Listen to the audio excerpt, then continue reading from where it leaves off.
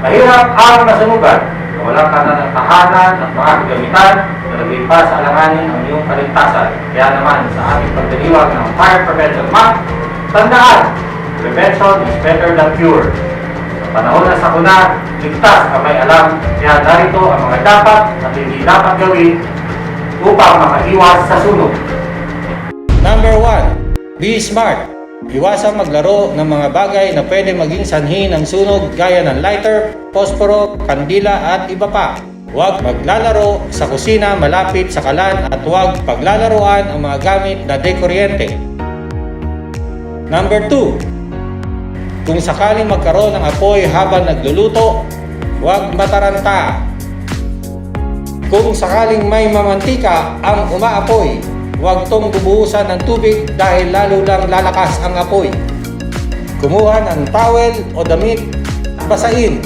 Pagkatapos ay itakip ito sa kawali. Saka patayin ang kalan. Kung sakaling ang hose ng kalan ang umapoy, ay dahan-dahan takpan ang butas sa hose gamit ang tam o hinlalaki para maapula ang apoy at patayin sa regulator. Number 3. Alamin ang tamang paggamit ng fire extinguisher. Pass. Pull the pin, aim at the base, squeeze the trigger, and spread. Number 4. Higit sa lahat, humingi agad ng tulong kung sakaling makakita ng sunog. Tandaan, kapag may sunog, mahalagang unahin ang kaligtasan ng buhay kaysa gamit. Isang paalala mula sa Barangay Pasadena Council at CFAG, Community Fire Auxiliary Group ng Pasadena.